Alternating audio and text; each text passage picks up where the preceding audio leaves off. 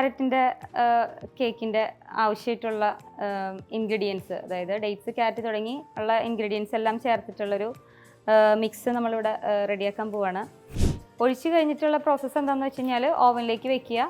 അതൊരു 35 മിനിറ്റ്സ് അത് ബേക്ക് ആവണം, എന്നാലാണ് അത് ഫുള്ള് അതിൻ്റെ പ്രോസസ്സ് കഴിയുള്ളൂ. വില നിശ്ചയിക്കുന്നത് ലോക്കൽ മാർക്കറ്റിൽ നമുക്ക് നമ്മുടെ റോ മെറ്റീരിയൽസിൻ്റെ ഒക്കെ ലോക്കൽ മാർക്കറ്റിൽ ബേസ് ചെയ്തിട്ടുള്ള ആ ഒരു അടിസ്ഥാനത്തിലാണ് വില നമുക്ക് നിശ്ചയിക്കുന്നത്. കുറച്ച് നമ്മളെ കേക്കുകൾ നമ്മളത് സെറ്റ് ചെയ്ത് ഓൾറെഡി വെക്കും. പിന്നെ അതുകൂടാതെ ഓർഡറുകളുള്ള രീതിയിലനുസരിച്ചും ആ ഒരു എണ്ണത്തിനനുസരിച്ചും നമ്മൾ സെറ്റ് ചെയ്ത് വെക്കും. കുക്കിങ്ങിൽ നിങ്ങൾക്ക് പാഷൻ ഉണ്ടെങ്കിൽ നിങ്ങൾ ഒരിക്കലെങ്കിലും ബേക്കിംഗ് ട്രൈ ചെയ്തിട്ടുണ്ടാകും. ചിലപ്പോഴൊരു കേക്ക് അല്ലെങ്കിൽ മറ്റെന്തെങ്കിലും. പക്ഷേ നിങ്ങളുടെ ഈ ഒരു പാഷന് ഒരു ബിസിനസ് സാധ്യത ഉണ്ടെന്ന് നിങ്ങൾ എപ്പോഴെങ്കിലും ചിന്തിച്ചിട്ടുണ്ടോ?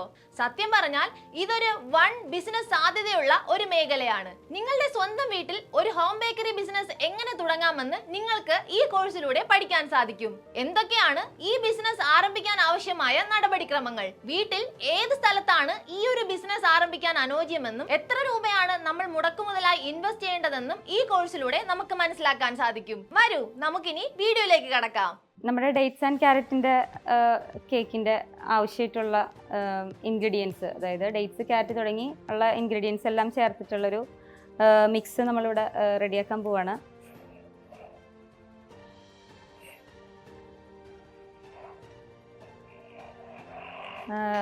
ഇത് ഹസ്ബൻഡിൻ്റെ അമ്മയാണ്. ഞങ്ങൾ രണ്ടുപേര് ചേർന്നിട്ടാണ് ഈ ഒരു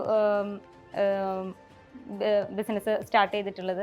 അപ്പോൾ ഇതിൻ്റെ ബേക്കിങ്ങും അതിന് മുൻപുള്ള കാര്യങ്ങളൊക്കെ ചെയ്യുന്നത് ഞങ്ങൾ രണ്ടുപേരും ചേർന്നിട്ടാണ്.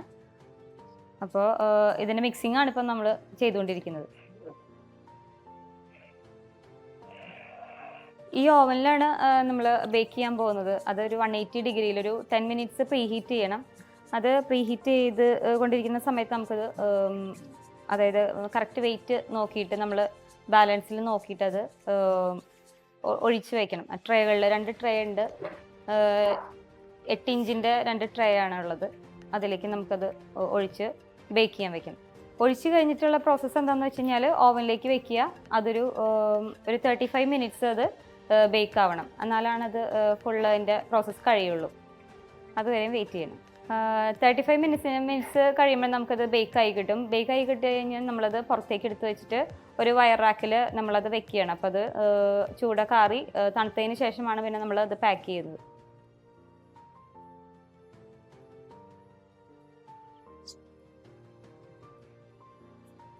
ഇപ്പോൾ തയ്യാറാക്കിയ കേക്കിൻ്റെ ബാറ്റർ നമ്മൾ ട്രേകളിലാക്കിയിട്ട് നമ്മൾ ഓവനിലേക്ക് ബേക്ക് ചെയ്യാൻ വെച്ചിട്ടുണ്ട്. ഒരു 35 മിനിറ്റ്സ് ആണ് നമ്മളുടെ ബേക്കിംഗ് ടൈം വരുന്നത്. അത് കഴിഞ്ഞ് നമ്മളത് കുക്ക് ആയിട്ടുണ്ടോ എന്നുള്ളത് ചെക്ക് ചെയ്തിട്ട് നമ്മളത് ഒരു വയറാക്കിലേക്ക് എടുത്തു വയ്ക്കും. എന്നിട്ട് നന്നായിട്ട് ചൂടാറിയതിന് ശേഷമാണ് നമ്മൾ അത് പാക്ക് ചെയ്യുന്നത്. ഓവനിൽ നിന്ന് പുറത്തേക്ക് എടുത്തു വെച്ചിട്ടുള്ള കേക്കാണ്. 4 മണിക്കൂർ അല്ലെങ്കിൽ 3 മണിക്കൂർ ചൂടാറാനായിട്ട് ആവശ്യമുണ്ട്. അത് ആ ചൂടാറി ഇത് പാക്ക് ചെയ്യാനായിട്ട് റെഡി ആയിട്ടുള്ളൊരു കേക്കാണ്. ഇനി പാക്കിംഗ് പ്രോസസ്സ് എങ്ങനെയാണെന്ന് നമുക്ക് കാണാം.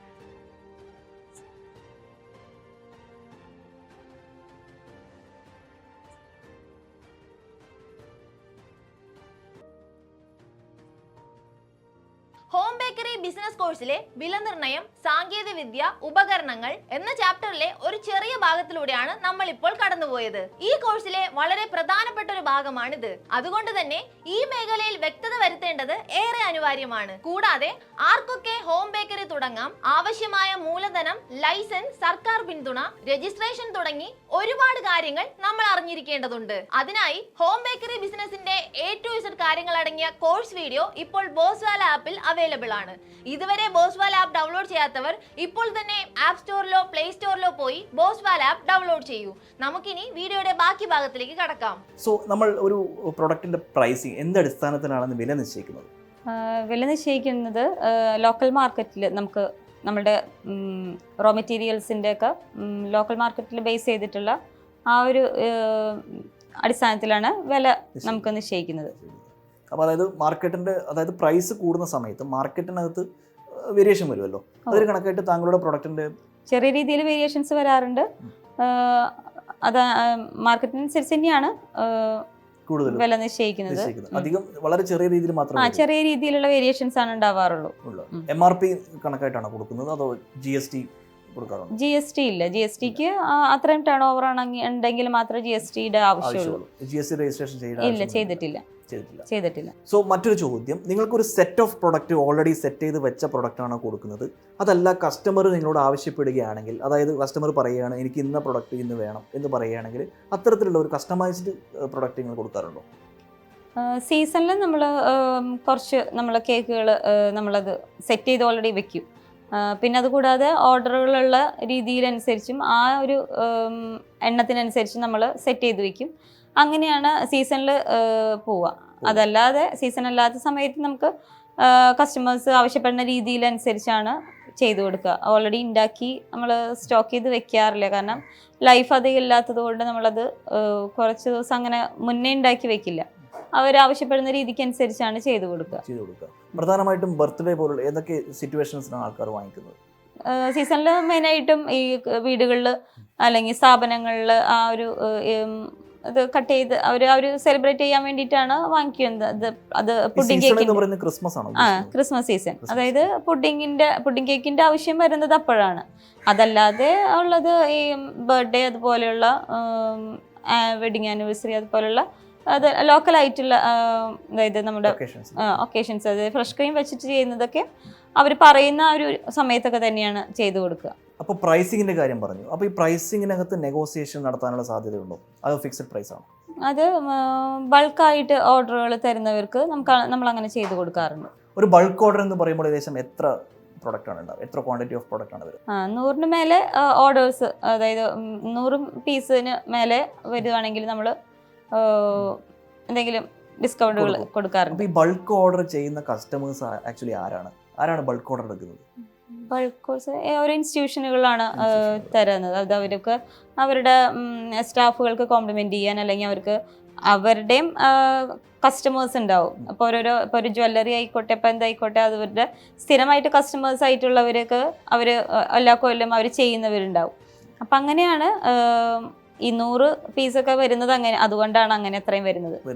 ഇനി മറ്റൊരു കുറച്ച് പേഴ്സണൽ ആയിട്ടൊരു ചോദ്യമാണ്. താങ്കൾ മറ്റു ജോലിയൊന്നും ചെയ്യാത്ത ഒരു വ്യക്തിയാണല്ലോ. അപ്പോൾ എങ്ങനെയാണ് ഒരു ദിവസം, എങ്ങനെയാണ് ഒരു വീട്ടമ്മ, ഒരു ഹോം മേക്കറാണ് താങ്കൾ, അതുപോലെ താങ്കൾ ഈ ഒരു ഹോം ബേക്കറി ബിസിനസ് നടത്തുന്നു. താങ്കൾ ഒരു ഡേ, ഒരു സീസൺ ആയ ഒരു സമയം എന്നായിരിക്കട്ടെ, താങ്കൾ ഒരു ഡേ ഒന്ന് എക്സ്പ്ലെയിൻ ചെയ്യാം.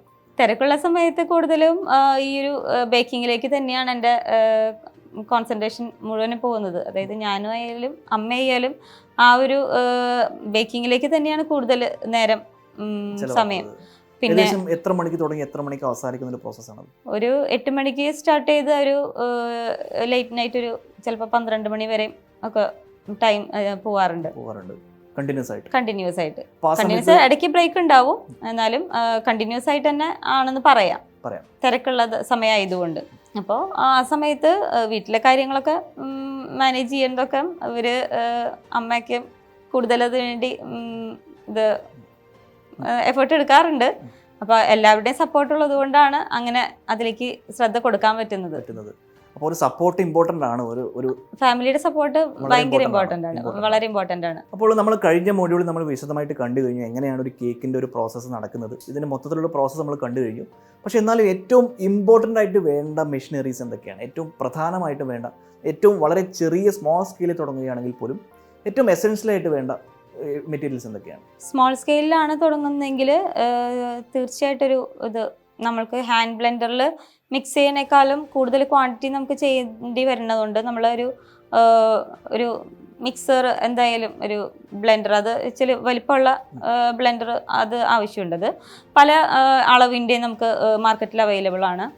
അപ്പോൾ നമ്മൾക്ക് എങ്ങനെയാണ് ഓർഡറുകൾ വരുന്നതെന്നുള്ളൊരു രീതിക്ക് അനുസരിച്ച്, അല്ലെങ്കിൽ അതിൻ്റെ നമുക്കൊരു കണക്കൂട്ടലനുസരിച്ചാണ് നമ്മൾ ഈ മെഷീനറികൾ നമ്മളിവിടെ വാങ്ങിച്ചു വെക്കുന്നത്.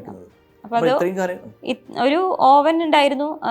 അതായത് അറ്റ് എ ടൈം ഒരു 12 കേക്കുകളൊക്കെ ചെയ്യുന്ന രീതിയിലുള്ള ഒരു ഓവനാണ് തുടക്കത്തിൽ ഉണ്ടായിരുന്നത്. അതായത് ഫസ്റ്റ് ഞാൻ പറഞ്ഞല്ലോ കൺവെക്ഷൻ ഓവൻ ആയിരുന്നു.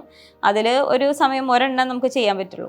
അത് കൂടാതെ നമുക്കത് പോരാന്ന് തോന്നിക്കഴിഞ്ഞപ്പോഴാണ് നമ്മൾ പിന്നത്തെ ഒരു സ്റ്റെപ്പ് മൂവ് ചെയ്തത്. അതാണ് ഈ ഓവൻ. അത് കൂടാണ്ട് നമ്മളൊരു 2 ഓവനും കൂടി നമ്മൾ വാങ്ങിച്ചിട്ടുണ്ട്.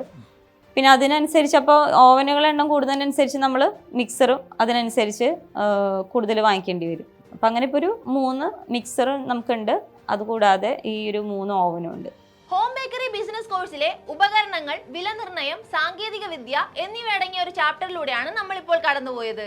ഈ ഭാഗം നിങ്ങൾക്ക് ഏറെ ഉപകാരപ്രദമായെന്ന് ഞാൻ കരുതുന്നു. അതുകൊണ്ട് മാത്രമായോ? ഇല്ല അല്ലേ? ഈ കോഴ്സ് മുഴുവനായി പഠിച്ചാൽ നിങ്ങൾക്കും സ്വന്തമായി ഒരു ഹോം ബേക്കറി ആരംഭിക്കാവുന്നതാണ്. ഇതുപോലുള്ള ഇൻഫോർമേറ്റീവ് വീഡിയോകൾക്കായി ഇപ്പോൾ തന്നെ ബോസ്വാല മലയാളം യൂട്യൂബ് ചാനലും സബ്സ്ക്രൈബ് ചെയ്യൂ. Bosswala. Be the boss.